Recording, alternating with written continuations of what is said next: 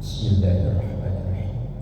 Assalamualaikum warahmatullahi wabarakatuh. Waalaikumsalam warahmatullahi wabarakatuh. A'udzu billahi minasyaitonir rajim. Bismillahirrahmanirrahim.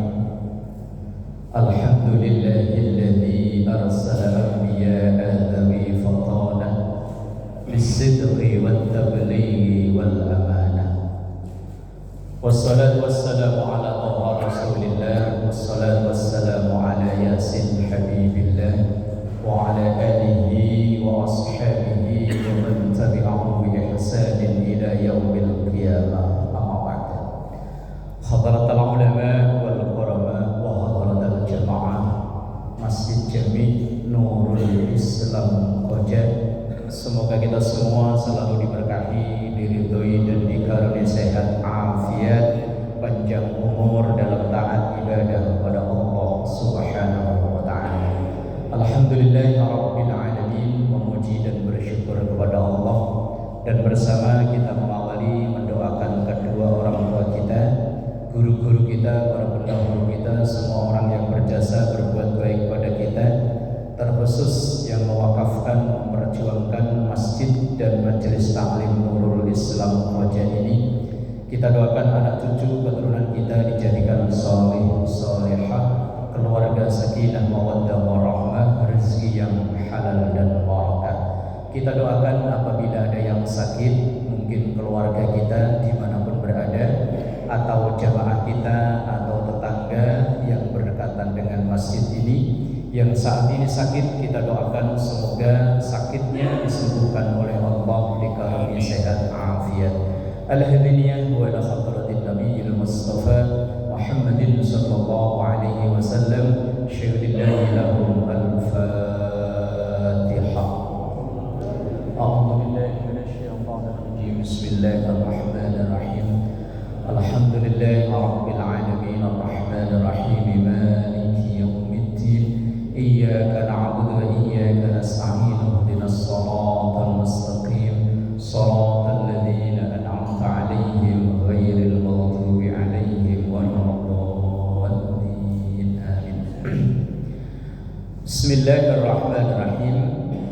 Pada kesempatan malam ini kita akan ngaji satu nasihat dari salah satu orang yang punya kedekatan khusus dengan Rasulullah Sallallahu Alaihi Wasallam. Beliau saudara sepupu Rasulullah, beliau menantu Rasulullah dan juga sahabat Rasulullah Sallallahu Alaihi Wasallam, yakni sahabat atau Sayyidina Ali bin Abi Thalib radhiyallahu anhu wa karramallahu wajhah. Salah satu nasihat beliau ini dicatat oleh Al-Imam Ahmad Jalaluddin As, kemudian disyarah oleh Imam Nawawi Banten. Apa isi nasihat beliau? Laula khamsu khisalin la saran nas kulluhum salihin. Kalaulah seandainya orang itu tidak dipengaruhi oleh 5 kondisi, semua orang itu asalnya baik, gak ada orang gak baik, semua orang asalnya baik. Laula khamsu khisalin la saran nas kulluhum salihin. Kalaulah bukan 5 keadaan ini, orang itu semuanya baik. Karena memang Rasulullah juga sampaikan kullu mauludin yuladu alal fitrah, bahwa manusia ini terlahir dalam keadaan bersih, suci, gak ada istilah membawa dosa, itu gak ada.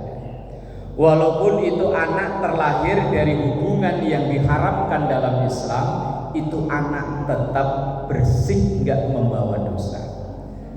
Fa'abawahu, maka kedua orang tuanya, ini tekstual hadisnya, tapi kontekstualnya lingkungan lingkungannya. Lingkungan dari orang yang terlahir dalam keadaan bersih itulah yuhawwidanihi, yang akan memproses orang itu menjadi berpola pikir Yahudi. Au yunassiranihi, atau menjadi berpola pikir Nasrani. Mungkin dia ya Islam, identitasnya Islam, tapi pola pikirnya bisa berubah. Au yumajjisalihi, atau bahkan berpola pikir seperti Majusi. Terlahir dalam keadaan bersih, kemudian setelah mengalami perjalanan hidup terkontaminasi, dari kontaminasi itulah akan merubah atau akan menambah kebaikannya, atau sebaliknya akan menghilangkan, melunturkan kebaikan bawaan lahir itu. Lalu apa kata atau nasihat dari Sayyidina Ali bin Abi Thalib yang merusak orang itu? Kebaikan orang itu akan rusak. Yang pertama, al-qanaatu bil jahli. Qanaah. Qanaah itu sifat bagus, Pak. Tapi sambungannya yang enggak bagus. Orang yang qanaah, kalau orang Jawa itu maknanya legowo, pasrah. Bil jahli, dengan kebodohan. Orang yang pasrah dirinya bodoh. Bodoh ya biarinlah, ntar kalau pemilu juga suaranya sama satu, yang alim ya satu, yang jahil ya satu. Ini pikiran orang yang udah kebaikannya, kesolehannya makin hancur. Loh lah kok bisa? Islam ini agama yang konsen dengan masalah ilmu pengetahuan. Ayat yang pertama kali turun itu surah Al-Alaq, 5 ayat, ngulang 2 kali lafaz Iqra di ayat pertama dan ayat ketiga. Ini menunjukkan betapa pentingnya membaca. Belum turun perintah sholat, zakat, puasa, haji, belum ada. Yang diperintahkan membaca. Tapi sayang seribu sayang, saya beberapa kali membaca artikel tentang survei minat membaca. Umat Islam Indonesia ini menduduki ranking terendah. Loh kok bisa? Ini saya pernah membuktikan, hanya beberapa. Rata-rata kita kan ini punya grup WhatsApp. Itu kadang ada orang yang hobi ngirim artikel panjang-panjang tentang kesehatan, tentang politik, tentang agama, tentang masyarakat, macam-macam. Itu kadang saya iseng jabri orang yang ngirim, "Bang, itu yang abang kirim, abang udah baca belum?" Jawabannya, belum. Dia yang ngirim tapi dia belum baca. Ini contoh kecil-kecilan, Pak. Ini kita bisa survei ke diri kita sendiri loh, Pak. Kita rata-rata ini megang HP. Itu kalau ada artikel yang tentang kesehatan, tentang agama, tentang apa-apa, jarang kita baca, Pak. Tapi kalau yang video pendek-pendek, apalagi yang joget-joget, demen sampai berjam-jam nonton di betah. Ini kelakuan kita. Sayyidina Ali pada udah ngingetin itu hampir 1500 tahun yang lalu. Orang itu aslinya soleh, tapi solehannya akan luntur ketika orang itu udah pasrah jadi orang bodoh. Lah, salah satu untuk menghilangkan kebodohan, pintu masuk salah satunya adalah membaca. Lah, kalaulah misalnya kita memang sudah usia tertentu, kekuatan kemampuan untuk membaca itu berkurang, yuk ganti yang lain, mendengar. Hadir di majelis ilmu seperti ini. Ya mungkin kita ini nggak pasrah jadi orang bodoh, wong nyatanya malam Senin yo hadir di sini. Besok entah ngaji di mana. Insya Allah ini dalam rangka untuk kita ini tidak pasrah jadi orang bodoh. Lah kenapa kebodohan itu kok sangat tidak disukai Islam? Begini, Pak. Dalam matan zubat, itu kan ada ibadah yang tanpa dilandasi dengan ilmu, mardudatun la tuqbal. Contoh ringan, Pak. Kita hampir tiap hari berjamaah. berjamaah ini kan harus tahu ilmunya, enggak asal yang penting datang ikut imam kan enggak. Ada keterangan dalam kitab Syarah Faraidul Bahiyah. Itu ada keterangannya begini. Seorang makmum itu tidak boleh barengi imam kecuali dalam membaca amin, atau tidak boleh mendahului imam kecuali dalam rukun qauli, rukun bacaan. Kalau rukun fi'li membarengi aja tidak boleh, walaupun tidak bolehnya itu dalam hukumnya makruh, apalagi mendahului. Lah kita ini rata-rata kalau berjamaah kadang, apalagi mohon maaf yang imamnya geraknya lamban, kalau jenengan kan masih satset ya, kan ada yang kadang imam gerakannya lamban, Pak, karena mungkin kesehatannya atau apa. Itu kadang makmum nggak sabar nyalip gerakan imam. Duluin. Itu apa yang terjadi? Dalam kitab Syarah Faraidul Bahiyah dikatakan bahwa ketika seorang makmum barengi gerakan imam apalagi mendahului, maka si makmum kena hukum makruh. Ketika ia kena hukum makruh, fadilah berjamaahnya gugur. Kan bahaya ya Pak. Makanya kita itu teknologi sekarang udah dipakein ini, itu biar kita itu enggak mendahului imam. Makanya kalau kita umroh atau pas haji, itu pelaksanaan sholat berjamaah di sana itu kan seakan-akan ada kayak backing vokal kayak. Misalnya imamnya Allahu Akbar, terada yang Allahu Akbar. Itu maksudnya biar makmum itu nggak barengi atau mendahului imam. Misalnya ketika ruku sami Allahu liman hamidah imamnya, kemudian ada sami Allahu liman hamidah, itu maksudnya itu loh Pak. Lah di kita kan ya tadi asal imam gerakannya lamban salib. Ini kalau masih mending Pak, umpama gugur ya gugur sendirian Pak. Yang repot itu kalau sudah dipanggil ustadz nggak mau ngaji, wah bahaya lagi. Bahaya. Nyuruh orang ngaji tapi dia nggak ngaji, bahaya. Kalau orang awam seandainya salah dia sendirian Pak. Tapi kalau orang yang sudah terlanjur dipanggil ustadz, dipanggil kiai, dia tidak menambah literasi bacaannya, lah orang itu asal ada problem, ada masalah kan nanyanya ke ustadz, ke kiai. Lah kalau dia literasinya kurang, bacaannya kurang, ketika ada jamaah yang nanya, ketika nggak jawab malu, ketika jawab dia nggak tahu, kadang ya asal jawab. Ini pernah terjadi, walaupun ini kasusnya sudah sekitar tahun 2012-an, tapi memang fatal saat itu. Ada di satu wilayah di daerah Jawa nih Pak, memang di situ minim pengetahuan agamanya di penduduk itu minim Pak. Kemudian ada orang yang memberanikan diri membuka majelis taklim. Ya maksudnya awalnya bagus Pak, untuk apa ya, mengurangi buta huruf Al-Quran itu awalnya bagus.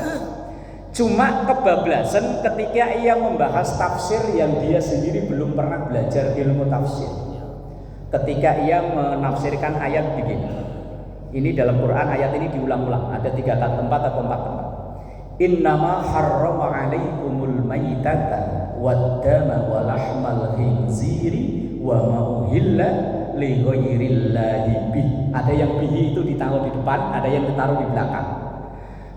Kemudian Ustadz dalam tanda kutip tadi itu memaknainya begini, sesuai tekstual yang ada di terjemahan itu, bahwa hanya yang diharamkan itu al-maitah bangkai, wadam darah, walahmal khinzir daging yang sopan asu apa celeng apa babi sama-sama yuk namanya yuk itu yuk. Daging babi. Kemudian apa yang disembelih bukan karena Allah. Kesalahannya dia memakai kata hanya, yang haram cuma 4 itu tadi: bangkai, darah, daging babi, dan apa yang disembelih bukan karena Allah. Lah karena jamaahnya ini rata-rata orang awam, itu ada yang bertanya, kalau cindil Pak Ustadz, tahu cindil Pak? Cindil itu anak tikus yang belum melek. Dulu zaman saya di kampung itu kalau kerja bakti nurunin genteng, itu diambil ditelan buat jamu. Di Madura berapa? Ada ya? Pernah ya? Pernah ya? Dulu zaman saya kecil tuh inget Pak. Lah kemudian ketika Ustadz itu ditanya begitu, Ustadznya jawab, itu cindil masuk 4 itu enggak? Enggak, berarti? Wah. Parahnya lagi kemudian ada ibu-ibu di belakang yang nanya, Pak Ustadz, mohon maaf, kalau anjing masuk 4 ini enggak Pak? Enggak, berarti? Berarti halal. Halal dia. Lah terus ustadznya, anjing masuk 4 ini enggak? Enggak, berarti halal. Ini sesat. Karena kurang bacaan tadi loh. Sesat tapi bukan hanya untuk sendirinya, tapi kan untuk sama-sama. Ini bahayanya orang udah terlanjur dipanggil ustadz, dipanggil kiai, tapi nggak mau ngaji, nggak menambah literasi. Kemudian ia jawab asal asbun. Akhirnya ini konon cerita orang-orang daerah situ Pak. Saat itu ada ibu-ibu yang jualan, kalau di sini kayak pecel lele Lamongan gitu loh Pak. Tapi yang dijual tulisannya itu sate jamu. Sate jamu itu sate asu. Ketika ia ditanya, "Loh Bu, Ibu pakai jilbab rapi, kayaknya sering hadir di majelis taklim, kok jualan ini?" Dia bilang apa? Kata ustadz saya, "Enggak haram kok." Halal. Ini tadi enggak masuk 4 ya? Iya. Iya, kucing berarti enggak masuk 4 ya? Iya. Ini bahayanya orang yang udah terlanjur dipanggil ustadz, dipanggil kiai, tapi nggak nambah literasi, nggak nambah bacaan. Maka Sayyidina Ali jauh-jauh hari udah bilang, orang itu akan hilang kesolehannya kalau ia udah pasrah dengan bodohnya, apalagi udah bangga dipanggil ustadz. Udah kesono kemari khotbah Jumat, begitu ditanya jawabnya, waduh bahaya. Saya ingat guru-guru saya itu dulu kalau ditanya itu nggak langsung jawab. Ntar dulu ya, saya cari dulu. Ntar kalau udah ketemu, nah ini jawabannya. Kadang kita asal ditanya jawab, kelihatannya pinter kayak Syekh Google, asal ditanya jawab terus. Yang pertama kata Sayyidina Ali, orang itu akan hilang kesolehannya ketika dia sudah pasrah jadi orang bodoh. Nah, terus ya kita selalu menambah ilmu kita. Kalau kita ngaji taklimul muta'alim, ilmu itu kan diklasifikasi. Ada ilmu yang namanya ilmu hal. Ilmu hal itu ilmu yang kepake sehari-hari. Ini yang terus harus kita tambah, kita perdalam. Karena kita tiap hari toharoh, ya toharoh kita perdalam. Tiap hari kita sholat, ya sholat. Ilmu sholat. Lah kalau yang ilmu jarang-jarang dipakai, misalnya kayak ilmu faraid, ilmu tentang bagi-bagi waris, itu bukan ilmu hal. Terus kemudian dari sisi lain, kalau kita seorang karyawan di bidang apa, ilmu halnya ya memperdalam di ilmu itu. Kalau seorang pebisnis ya memperdalam ilmu bisnisnya, itu namanya ilmu hal. Bisnis apalagi kan ya, dalam dunia itu perkembangannya kan cepet banget. Lah kalau nggak ngikuti ya ketinggalan. Maka kata Sayyidina Ali, yang pertama akan hancur apabila dia pasrah jadi orang bodoh. Kemudian yang kedua, wal khirsu ala dunya, serakah, rakus. Apapun status sosialnya, kalau orang itu punya sifat ini, udah gak dihargai orang. Kadang orang itu untuk memperhalus bahasa rakus dirubah menjadi semangat. Saya nggak rakus tapi semangat. Lah kira-kira bedanya rakus sama semangat tuh? Saya kasih contoh Pak ya. Saya kasih contoh. Nanti Bapak yang jawab terserah Pak. Budaya di sini kalau ada selamatan itu biasanya makanan yang di piring ini suruh masukin apa enggak? Ini loh. Kalau budaya di sini nih Rawabadak, Cipucang, kalau kita habis selamatan, entah akikahan, entah apa, selain besek yang udah jatah kita, itu makanan yang di piring ini suruh masukin ke besek apa enggak? Suruh masukin ya. Nah, di situ kelihatan. Umpama si A ini memang keluarganya banyak, anak, mantu, cucu kumpul jadi satu di rumahnya dia. Kemudian ketika tuan rumah, ayo Pak silahkan. Nah, kemudian dia yang ada masukin. Nah, itu si A. Si B di rumah cuman berdua, dia sama istri, anak-anak tinggalnya misah, cucu tinggalnya misah. Ketika ada tuan rumah, ayo Pak silahkan masukin, ya sama, dia masukin semuanya. Kira-kira contoh serakah itu A atau B? B. Semangat si A. Padahal bawahnya sama loh Pak. Kenapa yang satu dibilang serakah, satu dibilang semangat? Pekerjaannya sama, tapi karena nanti efek yang ditimbulkan berbeda, maka label yang disematkan pun berbeda. Pejabat negara itu gajinya gede, pinter-pinter. Kadang nama itu lebih pendek daripada gelar akademik. Prof, tuh profesor atau provokator di R. Kalau perlu KH. KH apa profesor? Kiai Haji. Belakangnya SH, wos panjang lah. Lah kenapa ia sampai diseragamin oren sama KPK? Serakahnya Pak, bukan semangat, serakah. Lah orang ketika ada sifat seperti itu, wis udah nggak dihargai orang lagi. Walaupun dia tokoh masyarakat, ustadz, kiai, apa aja dah. Kalau udah perilakunya seperti itu, kata Sayyidina Ali, kesolehannya hilang. Lah sifat ini ada di semua lini, ada di semua kita. Apapun ya tadi itu status sosial kita bisa. Nasihatnya Sayyidina Ali. Yang kedua. Kemudian yang ketiga, nasihat beliau adalah asyuhu bil fadli. Syuh. Nah, syuh ini bahasa jarang sekali dipakai.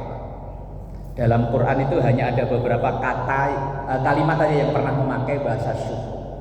Padanan katanya walaupun berbeda level itu bakhil.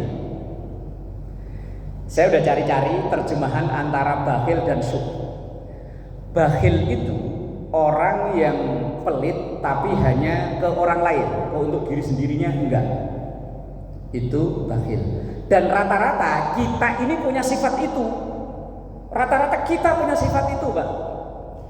Contohlah, kita di dompet itu ada cepean, gocapan 20, 10, goceng. Itu ketika kita Jumatan, kira-kira yang masuk kotak yang mana? Goceng. Oh kan. Aslinya kita yang memang punya sifat bakhil itu punya, semuanya kita lah. Kadang yang khotib malah curang ya. Ketika kotak lewat dia naik ibar. Aslinya kita punya sifat itu, Pak. Cuman Sayyidina Ali bilang bukan bakhilnya, karena semua kita itu punya sifat itu. Syuh itu di atasnya itu. Oh boy ya. Kalau bahasa Indonesianya apa ya? Kalau orang daerah saya dulu nyebutnya pentil, Pak. Tahu pentil ya? Yang di ban sepeda itu, Pak. Iya. Itu orang daerah saya dulu kalau ada orang pelitnya kebangetan, itu disebutnya pentil. Filosofinya pentil itu kalau diisi angin berapapun masuk. Tapi jangan harap itu angin bisa keluar lewat pentil sebelum pentilnya busuk. Orang pelit kan begitu ya. Ini bukan hanya pelit, syuh. Syuh itu apa aja pokoknya. Kalau selamatan misalnya yo, bolu sini, pisang sini, masuk plastik. Apa ini? Risol sini. Jangan harap ini nanti dibagi ke orang sebelum busuk. Busuk itu bisa jadi nanti pagi pelutnya mules, atau nanti bisa jadi memang badannya yang dipaksa oleh dokter untuk keluar duitnya. Itu filosofinya pentil. Lah, sahabat Ali ini memakai redaksi bahasa syuh, bukan bakhil. Kalau bakhil ya karena memang rata-rata kita. Lah kalau syuh ini, kalau bahasa Indonesianya apa Pak Ustaz? Syuh ini. Lah iya kan, kalau yang biasa-biasa itu pelit itu biasa Pak. Nah, kalau orang Jawa tadi pentil, kalau orang sini apa Pak Haji? Koret kali. Wis sembuh lah. Ibarat kata itu kalau dia ditraktir ya apa aja doyan, tapi kalau jajan sendiri cukup pakai kuah. Wis kebangetan lah itu pokoknya. Lah kita bersedekah itu kan aslinya bukan buat orang lain, buat diri kita, bukan buat orang lain. Memang secara zahir sedekah ke masjid kayaknya zahirnya ya untuk masjid, sedekah ke fakir miskin, anak yatim ya zahirnya kayak, tapi kan hakikinya itu untuk kita. Duit kita punya 1 juta, yang kita sedekahkan 50.000, yang pasti udah milik kita yang 50 itu, yang 950 belum tahu kita itu nanti punya siapa. Lah orang syuh itu ketika akan keluar untuk seperti itu mikirnya lama, masukin enggak ya, masukin enggak ya, akhirnya enggak jadi. Itu syuh. Lagi dalam hadis Rasulullah Sallallahu Alaihi Wasallam, walaupun dalam hadis ini memakai bahasa bakhil, bakhil aja udah nggak disukai oleh Rasulullah, apalagi syuh. Jarang dipakai Pak Ustaz, bahasa ini jarang dipakai. Iya, jarang. Saya udah nyari, bahkan sampai nyari di Google itu hadis atau apa yang pakai syuh itu jarang. Awalnya makan waktu saya ngaji syuh ini maknanya opo ya. Kalau dimanyai syaih artinya orang tua. Tapi kok masa orang tua sih kan? Ternyata yaitu seniornya pelit. Susah diterjemahkan, cari padanannya susah. Itu yang ketiga. Kemudian yang keempat, nasihat Sayyidina Ali adalah wariya'u fil amal ay tarkul ikhlasi fil amal bimulakhadati ghairillahi fihi. Orang yang mau berbuat ketika ada yang melihat. Lalu apakah nggak boleh ketika kita berdonasi itu dipublikasikan? Boleh Pak. Wong ayat Qur'annya yang membolehkan. Di surah Fatir ayat 29 kalau nggak salah. Innal ladzina yatluna kitaballahi wa aqamus shalah wa anfaqu mimma razaqnahum sirran wa alaniyah. Orang-orang yang gak akan rugi itu adalah orang yang meninfakkan yang dikaruniakan oleh Allah. Wa anfaqu mimma razaqnahum sirran. Memang yang terbaik kita sedekah itu sir, gak ada yang tahu. Pokoknya tahu-tahu ada di kotak amal, tahu-tahu dikasih ke yang bersangkutan.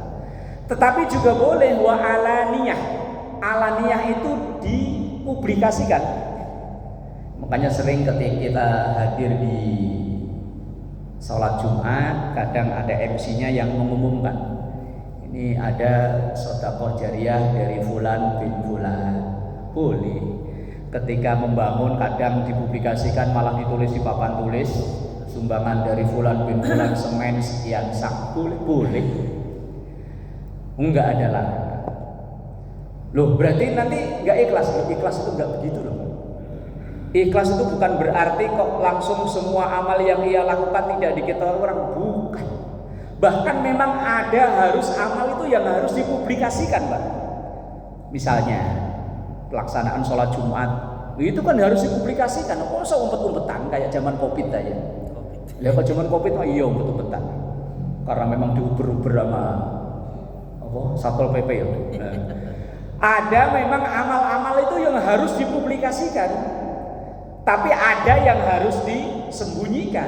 Cukup kita dan Allah saja yang tahu.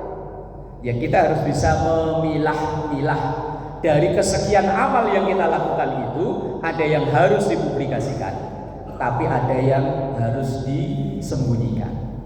Contoh tadi, apalagi kalau pembangunan yang dikelola oleh masyarakat. Lah kalau diumpet-umpetin nanti laporannya malah gak transparan. Ya sekalian biar transparan, itu bukan mengganggu dalam keikhlasan, enggak. Tapi ada ibadah yang harus disembunyikan, misalnya kayak tahajud. Ini kadang tahajud malah dibikin status foto. Halo guys, tahajud guys. Ya kalau kita orang tua lah enggak lah ya. Kalau yang ABG mungkin. Kalau kita orang tua ya kadang sekarang wah memang ikuti zaman ya Pak. Kalau zaman dulu orang tawaf itu khusus apa ya, khusyuk lah ya, apa bukan khusyuk ya, serius. Lagi sekarang itu tawaf pada kadang ya tadi yang halo guys, sekarang lagi depan Ka'bah guys. Ya Allah. Ya masalah ikhlas gak ikhlas itu kan bukan kita yang menilai Pak, tapi kan zahirnya udah seperti itu. Saya pernah baca dalam kajian tasawuf, ikhlas itu kan ada 3 level. Level tertinggi seseorang yang melakukan sesuatu enggak ngarep apa-apa sama sekali. Itu seperti kisah seorang wali wanita namanya Robi'ah Adawiyah. Ketika beliau itu ada diskusi dengan seorang ulama namanya Imam Hasan Al-Basri. Nah, ditanya kalau bahasa gampang kita begini, wahai Robi'ah, kok ibadahmu kayak begitu itu? Yang kamu arep apa? Robi'ah jawabnya apa? Saya enggak ngarep apa-apa. Bahkan seandainya ketika saya tekun ibadah ini kok dimasukkan ke dalam nerakanya Allah, enggak masalah. Terus pokoknya saya hanya diperintahkan oleh Allah ibadah, ya ibadah. Saya dilarang maksiat, ya maksiat. Terus enggak ngarep surga, enggak ngarep neraka. Itu ya jelas bukan kelas kita. Ya iya, dulu zaman-zaman 2000 berapa itu ada lagu, walaupun itu lagu pop ya. Kalau nggak salah Chrisye yang nyanyi. Itu walaupun lagu tapi maknanya mendalam. Dulu saya sempat beli majalah namanya majalah Sufi yang diterbitkan oleh PBNU, itu mengulas lagu itu. Pencipta lagunya Ahmad Dhani. Bila surga dan neraka nggak pernah ada, masihkah kau mau sujud kepadanya? Wong kita ini ketika sujud kan ngarep surga, takut neraka. Itu ternyata ikhlas level tertinggi. Lah, ikhlas level kedua itu orang yang menjalankan perintah Allah, menjauhi larangan Allah, ngarep urusan akhirat. Yes, kayak kita ini kadang ya di level itulah ya, kadang. Wong doa kita as'alukal jannah, as'aluka ridhoka wal jannah wa a'udzubika min sakhatika wan nar. Itu kan urusan akhirat. Tapi ada level kelas 3, Pak. Ini barat BPJS kelas 3, penanganannya lama ini. Itu orang yang menjalani perintah Allah, menjauhi larangan Allah, tapi ngarep urusan dunia. Loh, kadang kita ya ada di level itu loh Pak. Ada rajin duha, ditanya rajin amat Pak duha, iya biar rezekinya lancar. Terus ada yang malam-malam wiridan baca waqiah, apa rezekinya lancar. Habis sholat Jumat ya waliyu ya hamid ya mubdi'u ya mu'in. Itu rata-rata ya kan arahnya ke arah urusan rezeki. Apakah itu enggak boleh? Boleh Pak, tapi itu ikhlas level terendah. Habis itu ya wis bukan ikhlas lagi namanya, wallahu alam, entah apa namanya. Nah itu yang keempat, nasihat dari sahabat Ali bin Abi Thalib, ar-riya fil amal. Orang yang berbuat hanya karena ada yang lihat. Kalau nggak ada yang lihat ya wis, dia nggak mau berbuat sama sekali, ya wis, rusak orang seperti ini. Kemudian yang terakhir, yang kelima, wal ijabu birra'yi. Ijab udah menjadi bahasa kita. Takjub birra'yi dengan pendapatnya sendiri. Orang yang kagum seakan dia itu super. Padahal kita ini lahir ditolong orang, nanti meninggal ya digotong orang. Kita timbang pengen makan gorengan begini aja, ini melibatkan ratusan orang loh Pak. Ini loh, ini kan umpama dari tepung asalnya dari mana? Yang proses melibatkan ratusan orang. Gak bisa kita mengaku bahwa saya loh yang paling, gak bisa. Rasulullah Shallallahu Alaihi Wasallam, orang yang diberi hak khusus oleh Allah pun, dalam momen-momen tertentu beliau minta rembukan, meminta pendapat dari para sahabat. Bahkan kadang yang diambil pendapat itu adalah sahabat yang kurang populer, Pak. Contoh, ketika akan terjadi perang Khandaq atau perang Ahzab. Perang Ahzab itu perang koalisi. Negara Madinah dikepung oleh suku-suku yang ada di sekitaran Madinah, mau dikeroyok. Namanya Ahzab. Ahzab itu artinya koalisi. Lah, Rasulullah kemudian manggil sahabat-sahabat senior untuk diajak rapat. Ya termasuk ada sahabat-sahabat yang lain juga. Macam-macam sahabat pada usul. Kemudian ada seorang sahabat yang saat itu baru masuk Islam, bukan orang Arab, bukan penduduk Madinah, bukan pindahan hijrahan dari Mekah, bukan. Orang Persia, kalau sekarang Iran. Namanya Salman Al-Farisi. Namanya cukup terkenal, diabadikan untuk masjid di ITB kan pakai nama Salman Al-Farisi. Salman Al-Farisi itu baru masuk Islam dan dia itu veteran perang, pensiunan tentara Romawi. Tentara Persia ke Romawi, mohon maaf salah. Ketika diajak rapat itu, Salman langsung, saya usul ya Rasul, ini lawan kita berlipat-lipat jumlahnya lebih banyak daripada kita. Kita kalau head to head adu begini, kita nggak bakalan menang ya Rasul. Secara hitung-hitungan di atas kertas. Nah terus gimana? Kita bikin Khandaq. Nah makanya perang itu disebut perang Khandaq. Khandaq itu parit, galian. Ya kalau Jakarta ya kayak BKT itu. Bikin galian yang sekira kuda terbaik itu udah nggak bisa lompat. Saat itu para sahabat, wah nggak masuk akal. Gak mungkin kita bikin galian mengelilingi Madinah. Lah kalau sekarang udah ada beko, lah dulu kan masih manual Pak, mungkin ya entah pakai linggis, pakai opo ya. Wah gak mungkin. Tapi apa? Ternyata Rasulullah SAW memilih pendapatnya Salman Al-Farisi tadi. Padahal beliau bukan sahabat senior, bukan orang Arab, beliau orang Persia, kalau sekarang Iran itu, dan dia baru masuk Islam. Tapi beliau memilih dan akhirnya sahabat menyetujui. Digalilah itu selama kurang lebih sekian bulan. Begitu pas udah galian selesai, musuh datang. Begitu musuh datang nggak bisa masuk ke Madinah. Akhirnya mereka bikin camp, bikin tenda di luaran Madinah. Kalau kita baca dalam Sirah Nabawiyah, perjalanan Nabi, itu musuh itu berkemah di situ kurang lebih 27 hari. Sampai akhirnya datang badai gurun, semua tenda-tenda musuh hancur. Itu salah satu perang yang dimenangkan umat Islam tanpa harus adu head to head. Itu bijaksana Rasulullah. Walaupun Rasulullah pemimpin yang diberi hak khusus oleh Allah, tapi tidak mentang-mentang saya pimpinannya. Maka beliau Sayyidina Ali bilang yang bikin rusak itu al-ijabu birra'i, orang yang nggak mau denger usulan atau masukan dari orang. Contoh lain, ketika selesai perang Badar, ini kan banyak tawanan perang. Lah Rasulullah kemudian bagaimana menyikapi tawanan perang ini? Sahabat-sahabat diundang. Ini bagaimana tawanan perang? Tawanan perang ini ada yang masih keluarga, masih tetangga dulu waktu di Mekah.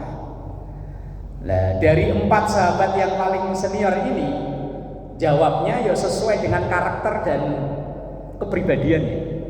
Abu Bakar orangnya kalem, lembut, bijak, jawabnya ya udah ya Rasul, wong ini rata-rata teman kita, tetangga kita, saudara kita waktu di Mekah, dibebasin aja. Kasihan Abu Bakar. Umar beda lagi. Umar orangnya keras. Ya Rasul, wong dia itu rencana bunuh kita, sekarang udah tawanan, nggak usah lama-lama ya Rasul, bunuh aja semuanya. Ngapain? Utsman itu pebisnis cerdas. Loh, orang pebisnis cerdas itu ngelihat momen sekecil apapun bisa jadi duit. Ya Rasul, kalau menurut saya ini di antara tawanan perang ini ada orang kaya ya Rasul. Bagaimana kalau minta tebusan? Buat baitul mal kita lah, buat membiayai atau buat sahabat-sahabat kita yang hidupnya kekurangan. Utsman pebisnis. Ali beda lagi. Ali itu seorang akademisi.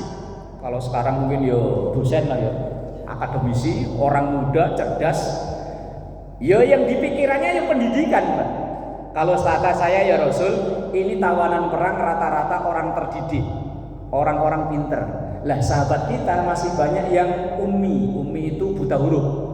Bagaimana kalau tebusannya mengajarkan baca tulis ke sahabat-sahabat kita? Loh, itu Rasulullah Shallallahu Alaihi Wasallam pun tidak mentang-mentang. Dalam banyak momen beliau itu sering rembukan meminta pendapat, dan akhirnya kadang justru pendapat yang dipilih oleh Rasulullah itu kadang yang kalau sekarang tidak populis, tidak populer. Yo awalnya sahabat protes, wah ya Rasul gimana sih pendapatnya kok begini. Tapi begitu udah berjalan sebulan, 2 bulan, oh ternyata. Lah kadang kita ya begitu. Kita itu tidak setuju dengan pendapat yang tadi, tidak seide dengan kita dengan pendapat yang tidak populis. Tapi begitu setelah berjalan, oh ternyata ini toh. Dulu Pak, waktu Pak Harto baru turun, itu orang yang masih mau nemenin kan Gus Dur Pak. Di gemyeng kalau orang Jawa ya diajak ke sono kemari. Saat itu yo Gus Dur gimana sih? Katanya mau nurunin Pak Harto, giliran turun malah ditemenin. Tapi apa jawaban Gus Dur? Orang kalau biasa di atas, kok jatuh ke bawah, nggak ada yang menenin, wah bahaya. Makanya saya temenin, salah satu alasan Gus Dur. Lah ini nasihat dari sahabat Ali bin Abi Thalib yang merusak kesolehan setiap kita itu yang pertama, orang yang pasrah jadi orang bodoh. Yang kedua, sifat serakah atau rakus. Yang ketiga, syuh tadi itu loh. Apa bahasa Indonesianya ya? Wis pelit lah, mbahnya pelit gitulah ya. Kemudian yang keempat, pengen dilihat ketika berbuat. Kemudian kalau nggak ada yang melihat, nggak mau berbuat.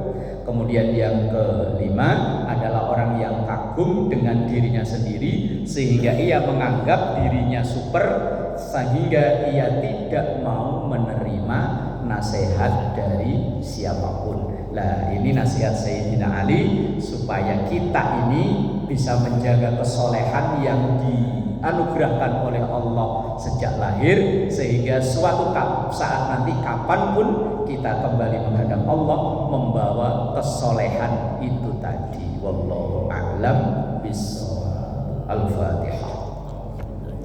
A'udzubillahi minasyaitonir